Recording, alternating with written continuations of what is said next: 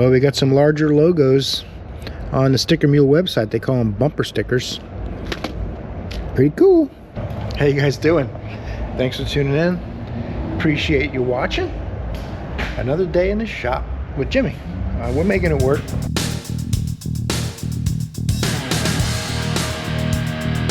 We're flipping on lights. We're doing what we do. You guys know the deal if you've been around a little bit. Let's to the light here. Oh, there it is. All right, see? It's not that hard. Hope all is well where you're at. I know one thing. It's getting a little warmer around here. Not like summertime warm, but at least it's in the 50s. Today it's supposed to be like 75 degrees or something. 74 degrees. Hope it's nice where you're at. Been pretty slow week. Been pretty slow this week. We're trying to make it work still. And you gotta have work to make it work. If there's no work, you just make it.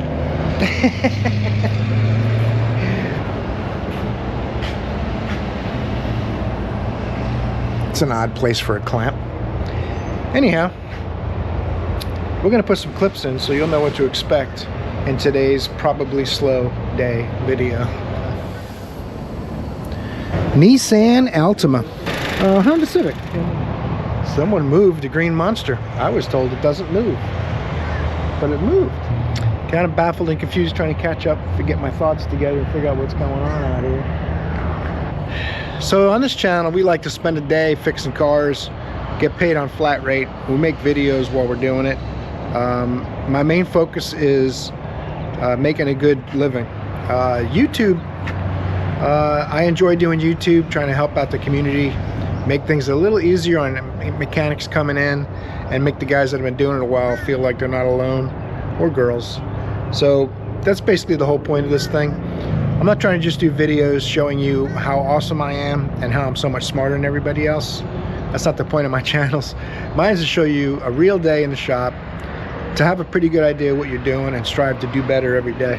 That's all we really want to do around here.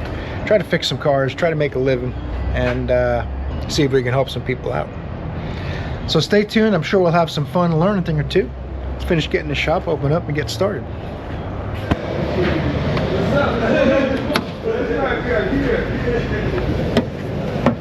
It's a struggle. 2011 Nissan Altima. Check engine lights on. Gotta find out why that little rascal has a check engine light on. Alright, you guys might remember this car. It had a P2A00 code, which means slow response from the bank 1 oxygen sensor 1, or air fuel ratio sensor. The oxygen sensors are the ones after the cats. Air fuel ratio sensors are the ones before the cats. So the code is saying that that one sensor wasn't working correctly. It was slow to respond. So we replaced the oxygen sensor. I wanted to take the intake off and ohm the circuits from front and rear and see if there was a difference. And I also want to do a smoke test and look for vacuum leaks. But I got an oxygen sensor. We went ahead and put it in. The problem is, it didn't fix it because the code came back. Customers back and waiting again. We got the red customers waiting folder. Very odd. It looks like it's lean on both banks. I'm noticing right now. My front sensors are reading identical. If I hit the gas, they're responding nice, which the one thing I didn't like last week, that bank 1 sensor 1 was very slow to respond to throttle snaps and things. That is not doing that. So it could have just been the sensor starting to go bad, but not the cause of the code kind of thing. What's really odd is just how lean the second sensors are after the cat. That tells me the system's probably lean. So I'm going to bring up some fuel trim data. We'll take a look at that. Look really closely at that bellows, which if you smoke test the manifold, you'll see smoke if it's got a vacuum leak anywhere. It'll come out just like when you do an EVAP test. You can do that with the intake. I'm going to go to fuel trims, long-term and short-term fuel trim if I can find them. Let me find those fuel trims and then we'll take a look at those. You can see this thing has got quite a bit of correction going on in that fuel system. Pretty decent variation from bank 1 to bank 2, but nothing alarming. They're not crazy high. It's not going to set a fuel trim code. But it could be setting this O2 sensor error, because if it stays too lean or too rich too long, that's what sets that code. It's saying I'm not getting the expected response from the air-fuel ratio sensors. So I just got to hunt around here and look for a vacuum leak, try to find something that's altering the fuel trim. Could also be that sensor that we put in is no good as well, but that's probably not the case. Have the same exact code. I wouldn't say it's impossible. I would say it'd be surprising. I also notice there's not as much correction going on as there is over here. So we'll try spray some brake clean on the bellows just to see if anything happens. I don't see any splits or feel any splits, but if there is any, the fuel trims will go lean. It'll say now I've got too much fuel, and it'll pull fuel away. Maybe if we get in this air box, see if we can find something out inside here. Uh-oh, the heck? Is that because I moved the mass airflow sensor connector? Or is that because I moved the air box? I'll try wiggling this connector. Why is that blinker on? Let's take that off. That was strange.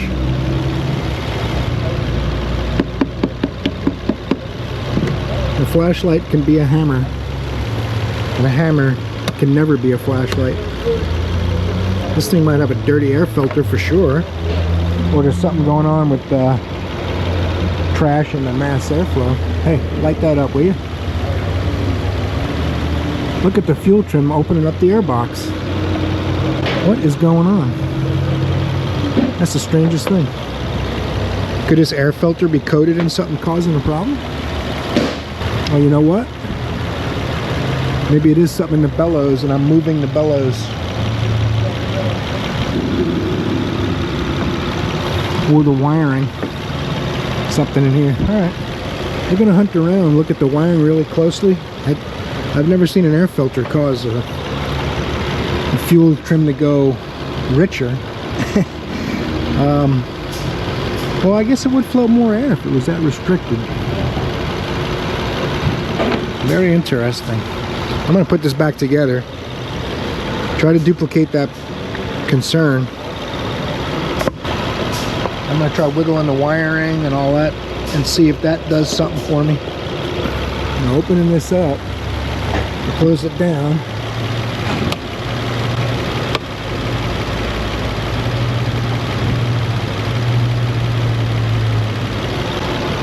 Isn't that interesting? Wiggling the wiring, wiggling the bellows, doesn't do anything. But if I open the air box, lift it up, just a hair. Alright. That sounds silly. I'm going to get an air filter in it and see what happens. There is something I can try instead of getting an air filter, is put this back together without the air filter and see what happens. I'm subtracting fuel. Now if I lift it up and there's no air filter difference. Bank 1, subtracting fuel. Bank 2, just about zeroed. Air filter back down.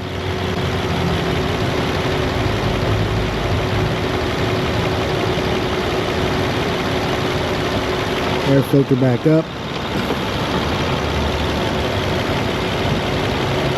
I'm going to put the air filter back in the box. I need you to sit down.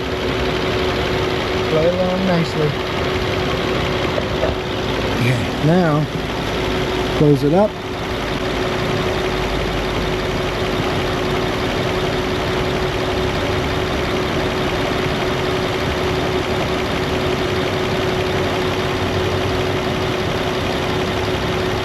Open it.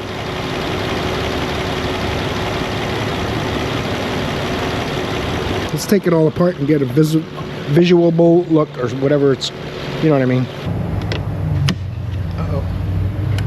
Didn't think it'd be so complicated.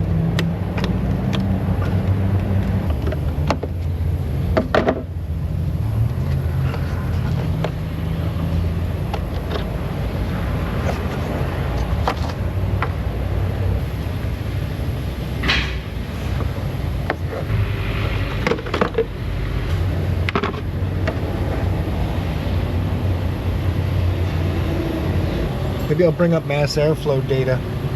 I don't see any tears anywhere. I could bring up mass airflow data, watch that mass airflow. When I wiggle the airbox, see if the mass airflow readings change a lot.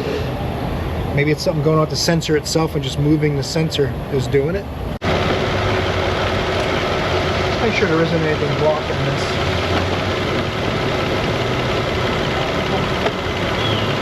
Nope. Alright, I'm getting an air filter for it. See how it goes with that. I can't find any other problem.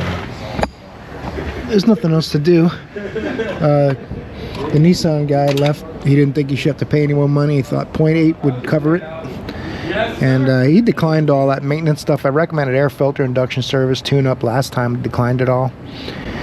And we just lawn darted the O2 sensor. And it needs more work, as is to be expected. So he's mad.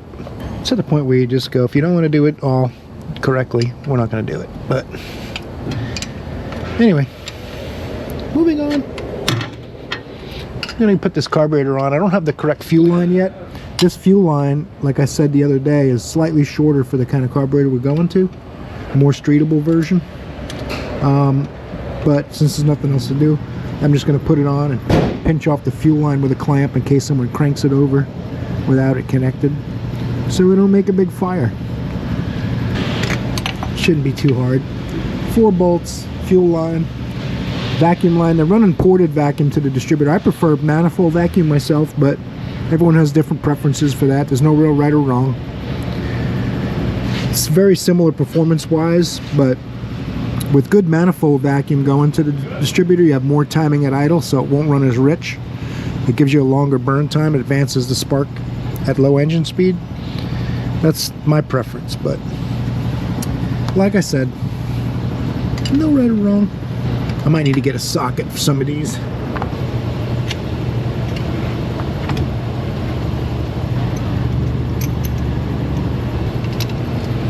Washers are a little big.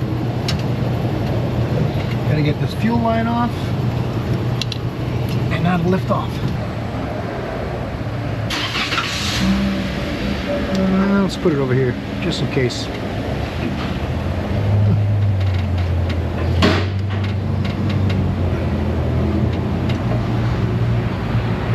Let's clean some of these. Oh, I thought it was going to be stuck on there. Got a little spacer on there. I prefer the phenolic ones, but the aluminum's okay. It transfers heat a little more than a phenolic one would, but it's still better than directly on the manifold with the gasket in between. It's kind of like an insulator. These purely open ones are better for high RPM, and the ones that are split or 4 holes are better for torque. At least from the dyno results I've seen. One of those. One of those.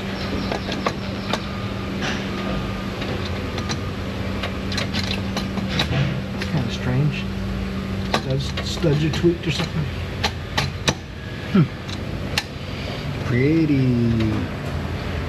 We'll get this thing netted down, and we're going to find a source for a. It's got to be ignition to get the choke warmed up with the key on. Look at this one, 2011. It might be a 2012, something like that. I forget. Honda Civic in like a silver or like a blue, whatever you like. It's like that dress that was on the internet not long ago. Same color. Good check engine light on. 2012. I don't know how many mileages are on it because it doesn't say. Let's go like this. Maybe it'll change somewhere. No? Okay. There you go. Stuff is happening. Huh. You can get away if you want. Let's go and get the scanner buttoned up. Maybe the scanner will tell us how many mileages are on it. I wanted to tell you how many mileages. 61 degrees outside. They got the AC on. Let's go ahead and turn that off. Whoa. I thought that was the air conditioner that did that. He hit the Jake brake just as I turned it off. That's funny. Gotta find some way to bring some excitement to this video. Honda. We can go Asian, limit it down a little bit. Honda. Okay. If I hit OK again, it yells at you. It says, wait 7 seconds, you son of a gun. 16-pin DLC. I'm gonna say USA. Oh. Go ahead and smart scan it. We got time. Not very busy again today. So 30 hours so far for the week. We'll see what happens. If I can get to 35 at least, that would be 2 out of the last 3 weeks, 35 hours. Oh well, what are you gonna do? Oh my goodness, 3 PGM FI is what Honda likes to call their engine computer. Programmable fuel injection module, I guess is what it's short for, or something like that. I don't know. I'm determined to find the mileage though. I really would like to know. It's kind of cool. If you go like this, there it is, 62,136 miles. I thought that was a trip meter. Goodness gracious, the car's brand new. Honda, not even broken in. They never even break. I don't know what the problem is. They probably put that light on just to get it to go to the shop for a change of pace. So, do I seem bored while this is working? There's a lot. It's looking for a ton of modules I wouldn't think this car would have. But I got time. We'll wait. And go ahead and send this report to the wiper and brake flush department. Now we'll open it. See what kind of codes we got together. EVAP system large leak current. EVAP system large leak temporary. EVAP small leak detected temporary. ABS modulator control unit power source circuit low voltage.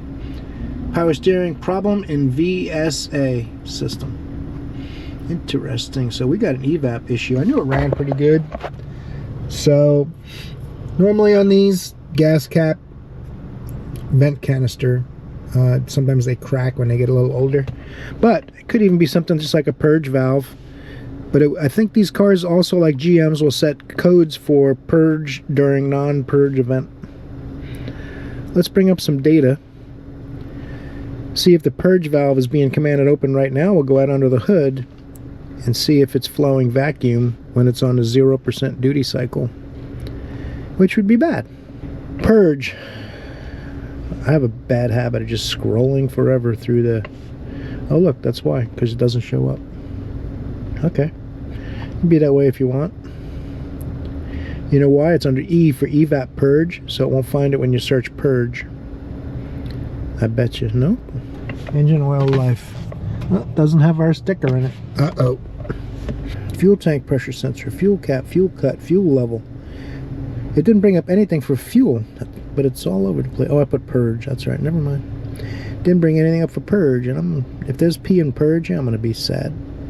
Nobody wants to see that.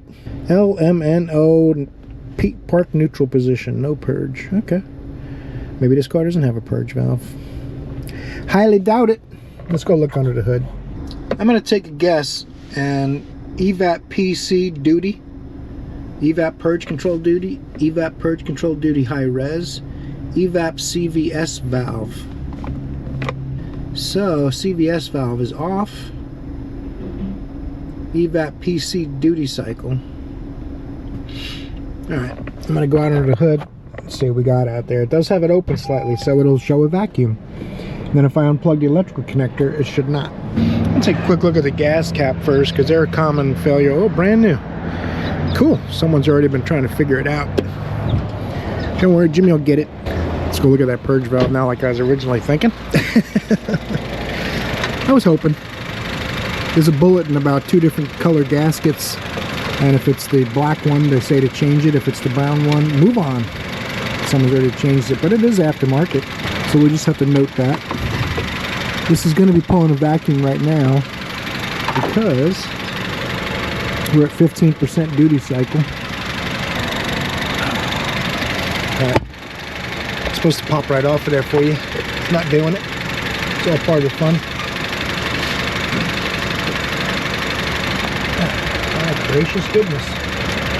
Pound of rubber. It's awesome. Hear that? That's the purge valve cycling. Let's go into actuation test and turn it off. Actuation test.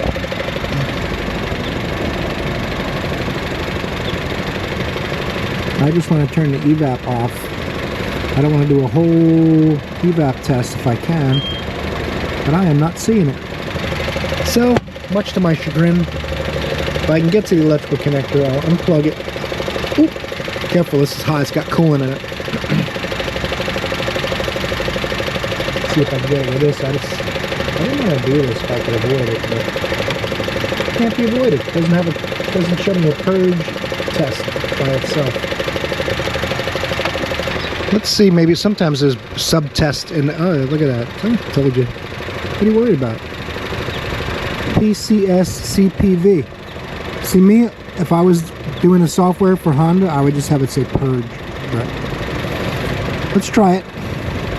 See if it is the right one. Off. Test stop, wrong condition. Oh, you can't have the engine on. So what they want you to do is shut the engine off, put vacuum to it, and then turn it on and see if it opens and lets the vacuum bleed off. And if it holds a vacuum with this purge off, it's working correctly. They won't let you do it with it running and open or close it. Basically, it's the same test. One way, you have to go get your vacuum pump. Alright, I got my vacuum pump hooked up.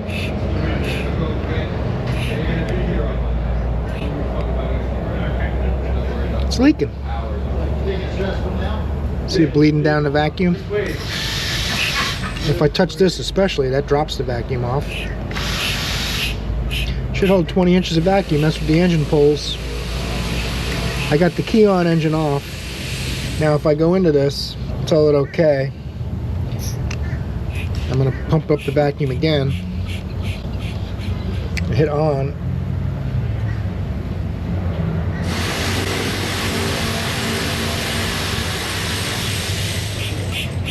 Now it won't pull the vacuum at all, off.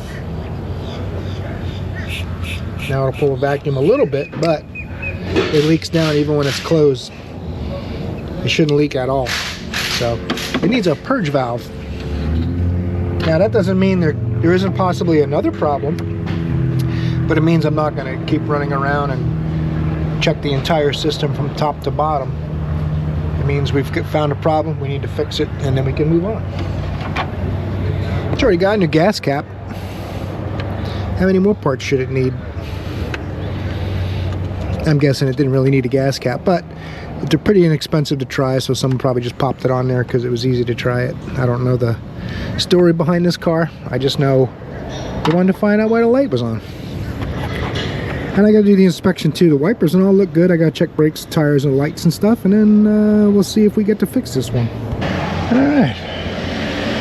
I got the choke wired to the S terminal on the alternator. I'll show you that when I let it back down, but while we got a brake in the action, we are looking around to check it over real good for him. He said he wants to make sure everything looks good. He's got brand new brakes on it, which I think he put on himself. He works at TRZ Motorsports, so they got a lot of race car stuff and they got some know-how. And it looks like he put a real nice brake kit on it. Oh yeah, the big stuff, the good stuff. You don't need any fake caliper covers on these. Bare T4. Got the weld wheels. A couple of things I don't like. Tie wrap on the sway bar. Nope. Don't care for that. You got a hard line and a rubber line tie wrap to the sway bar. So I would probably tie wrap those lines together somewhere. Maybe put above the sway bar. Next time he takes this apart or whatever. Or make a bracket off of here to hold them or something like that, so the sway bar is not rubbing on him every time it deflects. The car looks pretty solid. It's got some it's had some work done, which is typical. These old Mustangs, these boxes rot out and stuff, so but they sell every single part for them. You could build the whole car from scratch if you wanted. It's got all new floors. Look like they were done well. The only thing I don't like this custom frame connector. I don't mind the frame connectors, but I don't like that it angles down. If you bottom out over something, I guess it's about the same height as the headers, but I would definitely have some kind of an angle here, like that. Or they should be cut, should be flush with this, and maybe notched, so it's welded all the way around the perimeter, but notched in between. Still give you rigidity, right? Everything looks good though. I'm gonna look the whole car over and make sure it got a couple little tranny leaks and stuff. little sketchy here. I mean, it's solid, but not very, wasn't put in very clean from whoever he bought it from. Found a way to make it work, let's put it that way. Dust boot. A little bit of seepage from this hose, it looks like. Flowmasters. Needs a little more body seam sealer. The tunnel looks like it was done, but none of it was flush welded. It was just overlap, which that's fine if it's not going to be like a high-end show car. You want something fun to drive, play with on the street. This is the only thing that's a little sketchy to me. Big giant block of tubing to make it more rigid, I suppose, which I'm sure it does. Traction bars, I remember those days. Heck yeah. They don't actually add traction, except for the fact that if your car is getting wheel hop, they reduce the wheel hop. That adds traction. If the wheels are bouncing off the ground, you're not getting traction, right? That was the theory behind them, and they work. And these mono leaf setups are actually better. This is a aftermarket spring he's got on there. Got good tires on it. Looks like a pretty solid car to me. I mean, some of the work could have been cleaner, but like I said, you know, you're not building a car for the Riddler. You want to have some fun, drive it, and use it. I think it's in pretty good shape, to tell you the truth. He wanted me to make sure and check everything out and make sure it was good, roadworthy and all. I think it is.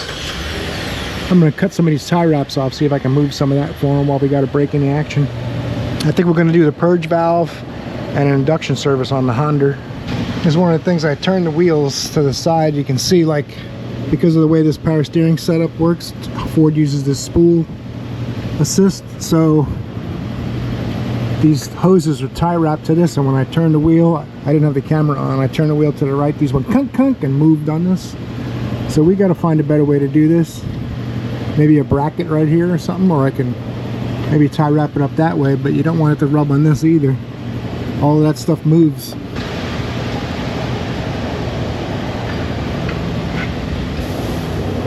like rubbing on this line. Give this just a little bit of relief.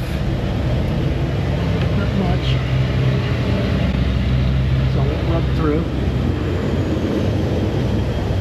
All these lines, when you tighten them, you have to worry about the positioning of the tubes, because everything moves.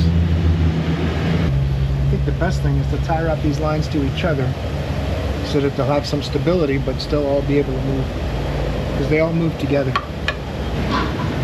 I think that's what we'll do. Alright, we got the critical stuff clear and everything.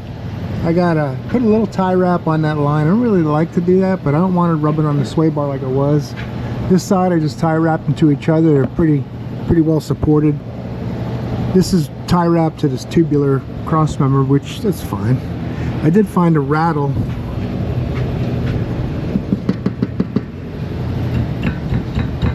The pipe hits here, so I'm gonna give that a little love in the right direction. Get that clear. That's really all I could see though. Some of these bends could be a little better, but you don't want to go too crazy changing all that stuff. If the bends were a little better, come a little further from the floor. But the gas tank's what really matters. This side's a little close to the tank. So sometimes hot rod stuff is what it is, and you take what you get. As long as it's not leaking or a safety problem, it'll be alright. Everything else looks good safety wise. Who's just put on a bunch of Old Spice? Is that Joe?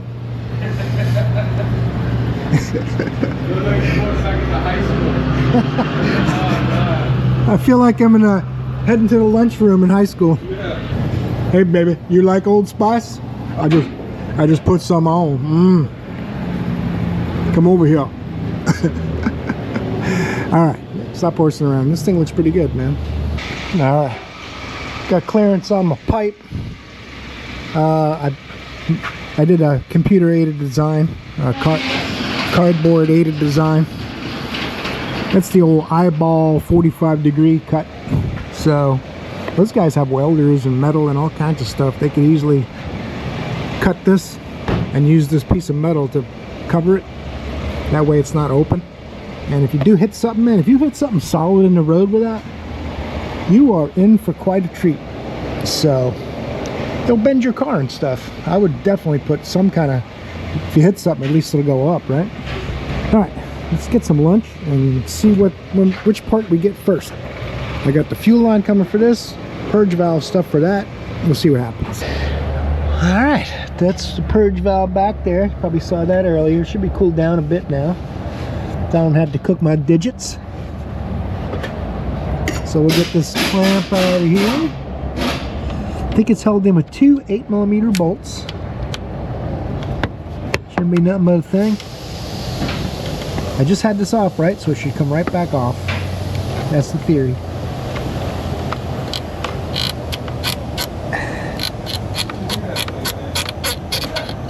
Yeah, a little less struggle than last time. That's cool.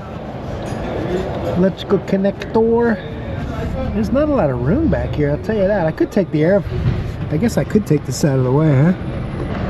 I might have to. I don't know. The way these Hondas are, they're all like this too. There's an elbow in here.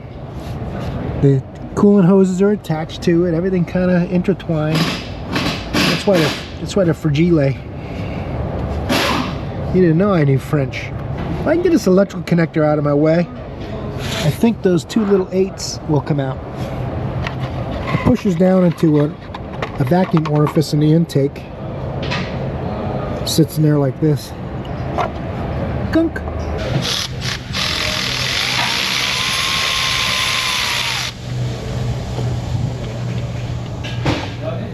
One bolt. Now the hard one.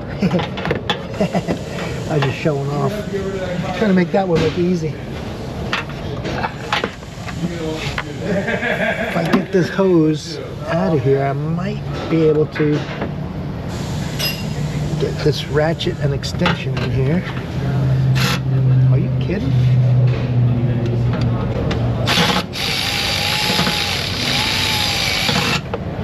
Let's either take the wiper cowl off or don't take nothing off. How about that? And I even bragged a little bit before getting it off of there. Oh yeah.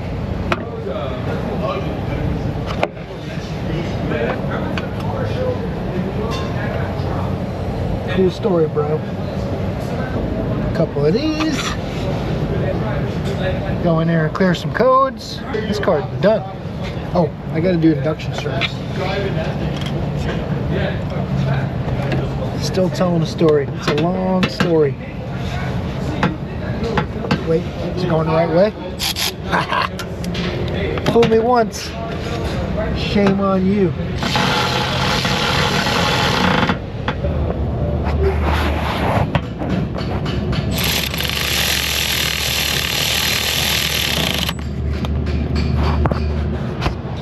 You don't get those special effects on any channel.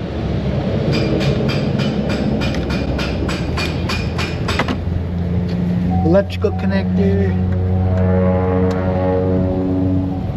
Excuse you.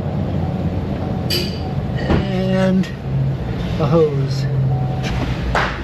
I gotta see if we got any more induction service kits. I think we're out of them, but we're supposed to get some. Read fault codes. Clear fault codes. Completed. We'll read them again just to make sure. No trouble codes. All right. The material they gave me was stuff that you put in the gas tank, so it's a different thing but similar. It'll help with injectors and cleaning the combustion chamber. I already dumped it in the gas tank. Right there.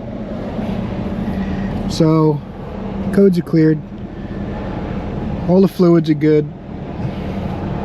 Put a cabin filter in it too. It just pull the glove box down, 2 little latches. Pretty easy to do that one.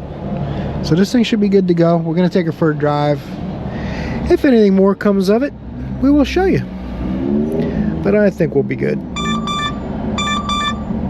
And we'll see if there's something else to do today. Has been Fast and Furious little Subaru. has been pretty slow, but the whole week's been kind of slow. So we'll see. We'll hope we'll come up. Maybe we'll get the fuel line for the Mustang today. That'd be cool. I think Todd's supposed to bring it by for us, and maybe we'll get that running today. That would be awesome.